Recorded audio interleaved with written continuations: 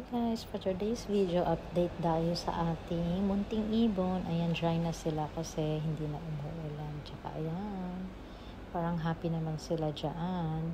And then ngayon, marami tayong pupuntahan. Pupunta tayo ng airport. So marami akong driving Central from airport and then Taiwan and then going back to Central and then Kolontong. So ayan ang mga ganap for today's video. So keep watching guys. So ayan, enjoy nyo muna ang ating munting ibon. So dyan pala sila nakatira. Sa puno na yan. So diba, ang galing nilang gumawa. So ayan ang aming mga munting koi. So, hello koi. So, may video na rin ako ng mga koi dun sa iba pa. So, keep watching guys. Thank you.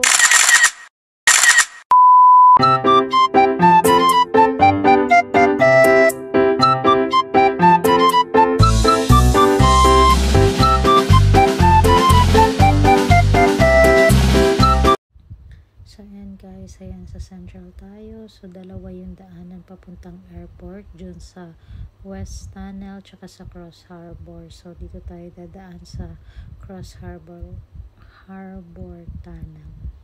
So, ayan. So, mas mura kasi dito. Kaya usually, pag wala naman akong pasahero, dyan ako dumadaan. So, nakita nyo yung sasakyan na yun. Bad yung ginawa niya.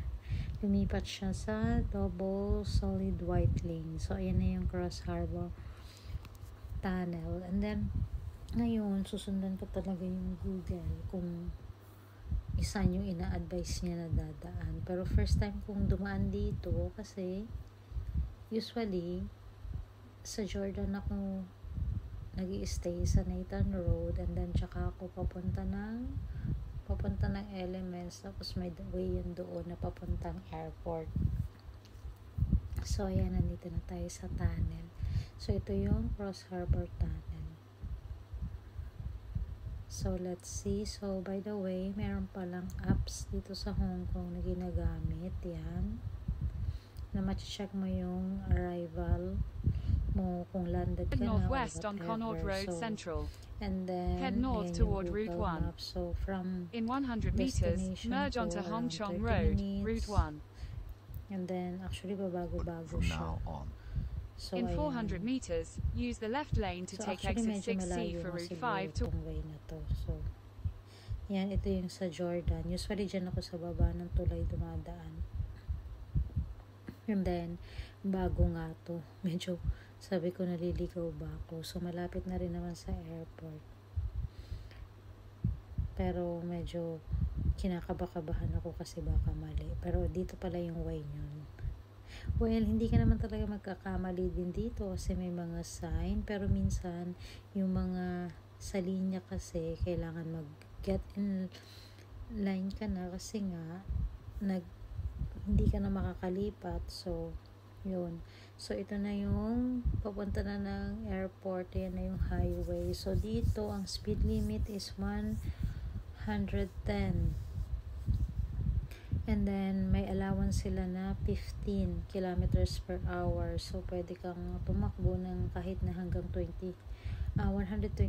So, pag lumagpas ka na doon, pag may mga police or may mga camera, pwede ka nang matikitan. So, itong nasa right lane, yan yung fast lane. Hindi ka pwedeng bumabad dyan. So, like din sa NLEX sa Pilipinas, hindi pwedeng bumabad. Yung nasan ba? Sa left naman yata sa Pilipinas. So, ayan. So, dito lang tayo sa middle. So, yung mga orange na yun, na nadadaanan natin, yun yung camera. So, 6 minutes na lang from location natin. Makakarating na tayo ng airport. So, ayan. 7.3 kilometers na lang. So, medyo malapit-lapit na tayo.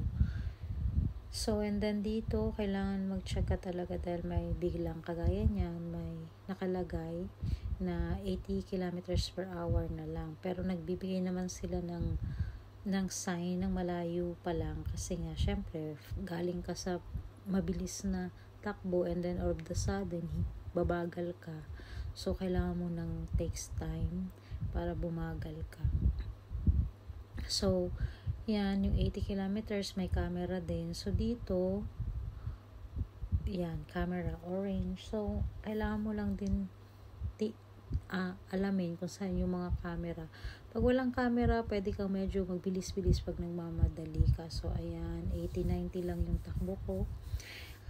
Kasi nga nandito lang tayo sa middle, tsaka medyo malapit na rin tayo sa airport. So ayan, nagna-92.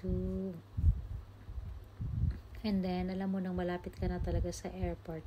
Kasi makikita mo yung pinaka-favorite ng mga mahilig magsapatos. Bumili ng sapatos. Kasi as in, murang-mura talaga. So, meron yata akong videos na in-upload about sa Tongchong. Pero hindi, sa gateway. Pero hindi talaga masyadong na-elaborate. By the way, next time i-upload ko. And then, ayan, airport. So, ayan yung gateway. Mura yung mga sapatos. And nakita ko kanina, nakalagay parang up to 90% off sila. So, parang pamigay na lang yung mga sapatos. And then, yun, pag may time tayo, sisilipin natin. So, ito, malapit na to sa airport.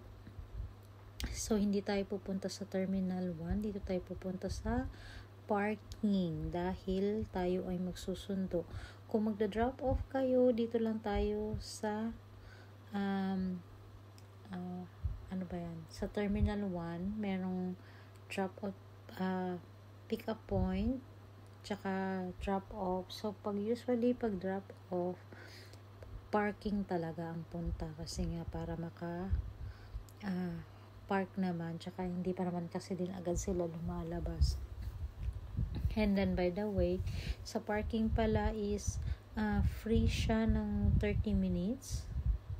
And then, pag lumagpas ka doon, may bayad na siya. So, kaya nga, usually, pag magsusundo ako, tumatambay muna ako sa Jordan. Kasi from Jordan, is like 20 minutes or sometimes 25 minutes from Jordan to airport. So, pag check nyo na sa apps na landed, so landed, so may another parang 30 minutes pa yan sila bago lumabas. So tama-tama lang din naman yung paglabas nila pag nagbiyahe ka na, kasi pag naglanded, maglalagay pa mag-ano pa ulit siya ng at the gate. Pag at the gate, mag-aantay pa ulit kasi nga magbabagahe. So kung wala namang bagahe, pagka landed na, at saka pag at the gate, so konti na lang yung minutes na antay mo, pwede ka na sa parking. So para hindi magbayad ng parking, yun yung usually tinitignan ko, pero need kong i-check from time to time kasi baka traffic ngayon pag biglang mag-traffic. So kailangan mo na talagang umalis. So yun. So ayan, nag-slow mo ang ating video. And then yan, sa ating right side, yan yung papaakyat doon naman sa drop point. And then dito naman sa left, yan yung papunta ngayon ng parking. So dyan tayo ngayon pupunta sa parking.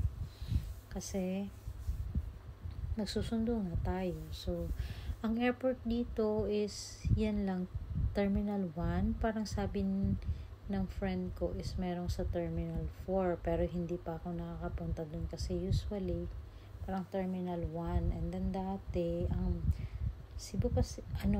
ang PAL ay sa Terminal 2. Parang ikot lang din naman, pero dun lang din naman banda. So hindi kagaya sa Pilipinas na as in parang lalayo talaga ng Terminal 1, 2, 3. Dito iisa lang talaga siya. And then dito rin naman yung sakay ng mga bus papuntang Macau. So nung may video ako na nag-Macau, yung bus na sinakay namin. So yun. So ayan, hindi naman kayo maliligaw kasi may arrow. Yan, mapa-Terminal 1 tsaka magpa-Parking 1. So meron talaga siyang nakalagay. So yun nga lang, hindi kayo maliligaw, pero kailangan nyo rin kasing kabisado yung mga linya, kasi all of the sudden merong hindi na kayo pwede palang mag-interchange kasi solid lane na siya. Kaya pag sinabi na get in line, so dapat mag-get in line na talaga kayo. So ayan,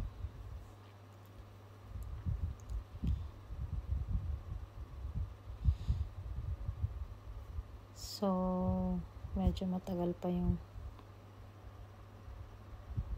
medyo malapit na tayo niyan.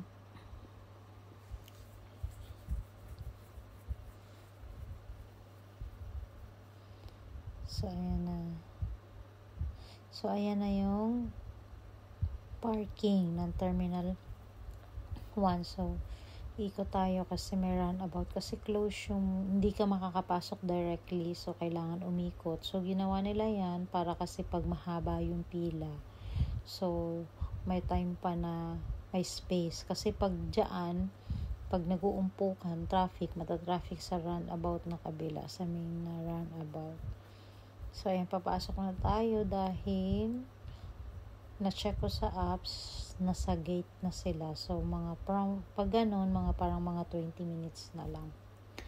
So ayan ang kanilang airport dito sa Hong Kong.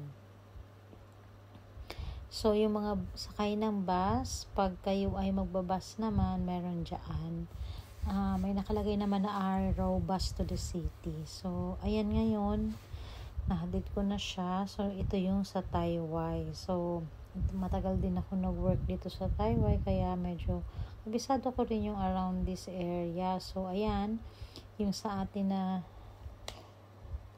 right side, yan yung papunta na ng tunnel. So kung nakita nyo yung pulis doon na dalawa, nag-aabang yun kasi marami yan dyan gumagamit ng bus lane. So may oras-oras kasi yung paggamit ng bus lane. Pag ginamit mo ng wala sa oras, so huhulihin ka. So ito na yung papunta ng tunnel. So yung tunnel dito is Lion Rock Tunnel. So pupuntahan natin Lion Rock Tunnel, and then ang labas niyaan is Kolontong, and then dadaan ka na ng Ho Man Tin. Yun na yung pabalik ulit ng Cross Harbor Tunnel, pabalik na ulit ng Central. So ayan, so ilang years ko rin to, parang 4 years din ako pabalik-balik, kasi yung amo ko dati is taga Tai Wai, and then yan lang din yung way na lagi kong dinadaanan, Tai Wai, Shatin, kasi yung school ng alaga ko. So eto, medyo kabisado ko na. And then wala na pala dito yung, dati kasi merong mga auto toll, and then magbabayad ka pa pag wala kang so ayan yung Lion Rock Tunnel. Wala kang auto toll, magbabayad ka talaga ng may tao na parang kagaya sa Pilipinas. Ano ba? Parang RFID, something ganun. So ayan, tinan nyo, may mga araw naman kung saan nyo gustong pumunta. So pero ito, pag sa tunnel naman kasi, usually paglabas nyo, so double solid lane talaga kaagad yan. So pag nasa kabilang tunnel pa lang kayo, mag-get in lane na kayo para hindi kayo mahirapan, kasi kagaya niyan, tingnan nyo, puro solid. So ayan yung bridge, pababa na yan siya ng Kolontong. So dito tayo galing nung kahapon ba yun, isang araw. So ayan, so traffic lights, so merong mga camera na mabibiting the red light ka, ganon. So you have to be very careful din.